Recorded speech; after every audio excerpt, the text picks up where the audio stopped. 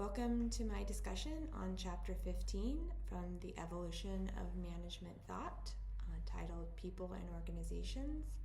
This chapter takes the focus away really from individual workers and thinks about organizations more as groups and looks into group dynamics. I will be looking at both the micro and macro level of human relations.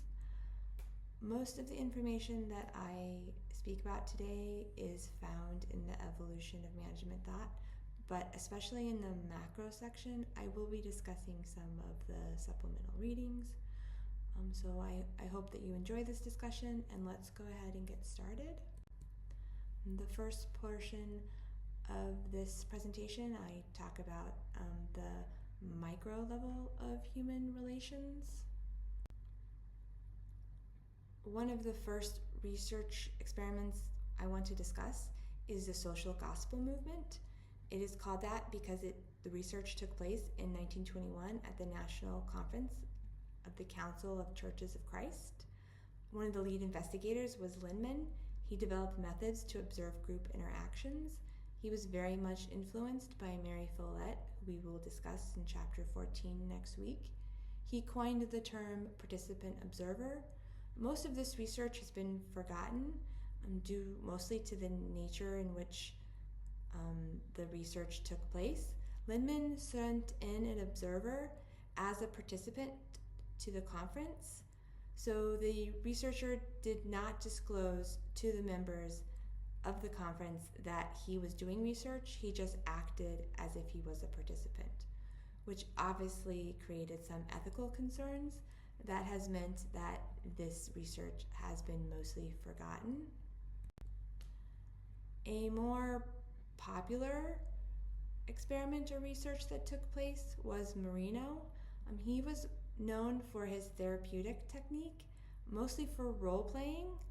He would have people in group settings act certain scenarios out, where one would pretend to be a worker, one would pretend to be management, and it was a way to sort of get discussions going. He came up with the idea of sociometry, which is the process of classification that calculates bringing individuals together.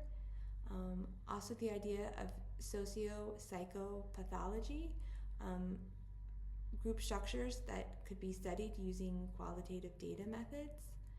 So again, he is mostly known though for his role-playing techniques in trying to build consensus and relationships between management and workers. Someone else who has become incredibly popular is Kurt Lewin. He viewed behavior as a function of interaction between a person and their social environment. One of his most famous experiments or research projects was he looked at leadership with groups of prepubescent boys, where they had groups with different styles of leaders, and they looked at how that impacted group dynamics. It was not, however, without controversy, like a lot of the research that we've been looking at the last couple months.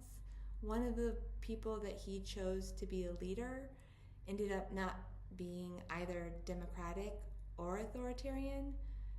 So after the research had been conducted, they created a third group, laissez-faire. He sort of retroactively created this based on the results. So a lot of people questioned the authenticity, and hopefully you guys will read the Billig article, some of the additional reading. He goes much more into that. Lewin also conducted an experiment where he showed that food habits were more likely to be changed if people felt they had a role in the decision, which is something that we're going to talk a little bit more about when we talk about motivation later on. So the next portion is sort of talking about why do people work. So we will be looking at motivation. Here is Maslow's hierarchy of needs.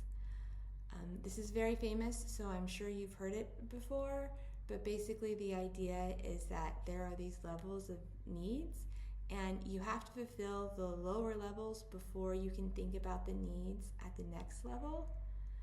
This has to do with workers because how you motivate them might very much depend on where they are in this hierarchy.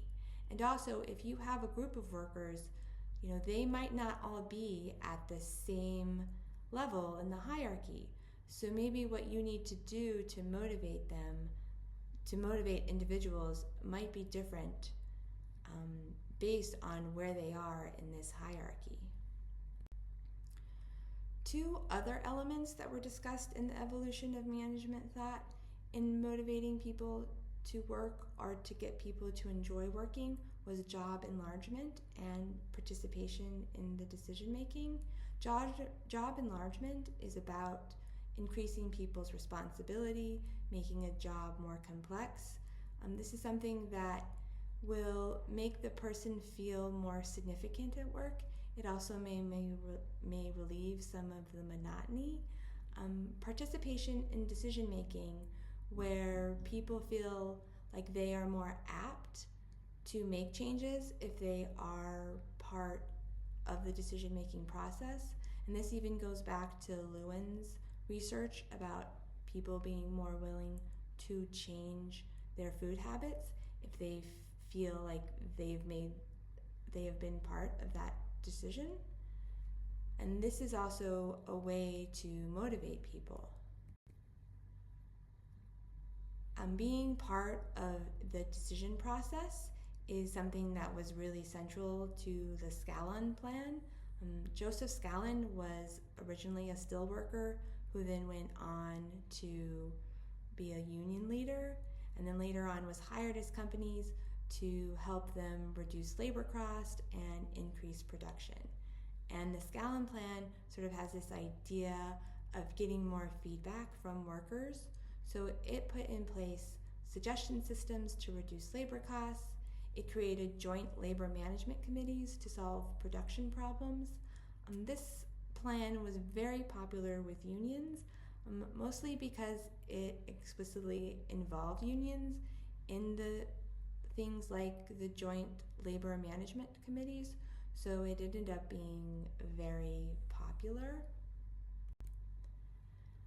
Now we're going to move on to the macro level of human relations, and as I discussed, I'm going to talk a little bit about some of the supplemental readings that I gave you.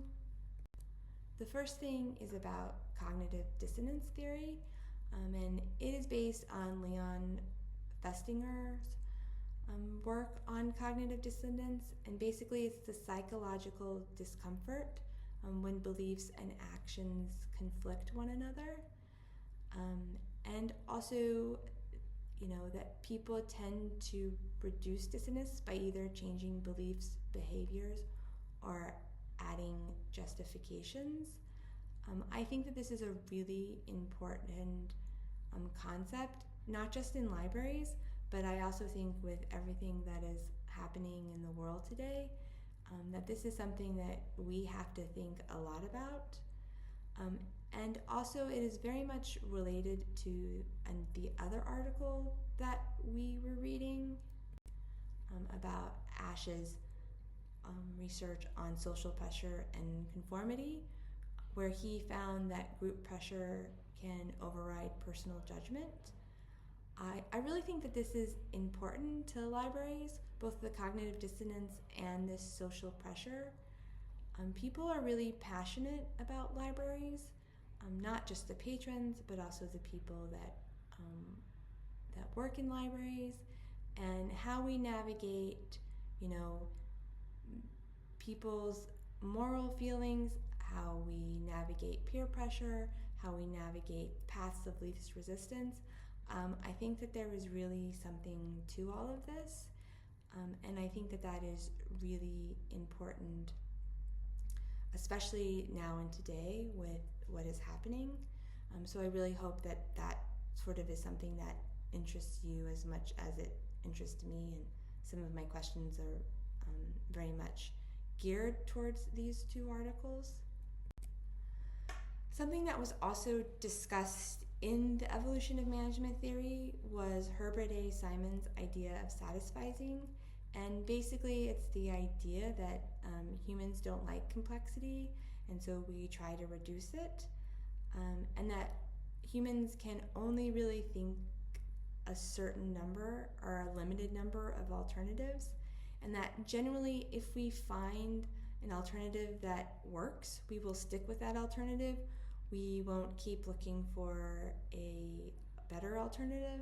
And this is definitely something that I think when we're doing things about best practices, that even if we find something that works, we might still want to try and look for something that is better.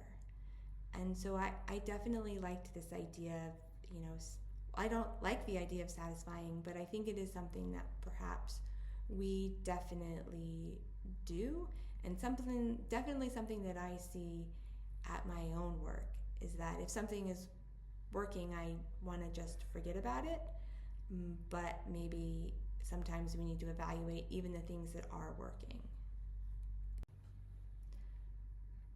So this is the end of my discussion on chapter 15. As I mentioned at the beginning, this chapter was mostly about group dynamics. So it's moving away from the idea of scientific management, which was concerned with like individuals, and thinking more about organizations as groups. And very much that human behavior in organizations cannot be understood in isolation, and that social and group dynamics shape outcomes. In this discussion, I didn't cover everything from the book because I think that would have taken too long. I sort of picked and chose what I thought was interesting, and I hope you guys think it was interesting as well, and that it leads to some really good discussion this week on the discussion board. Thank you for listening.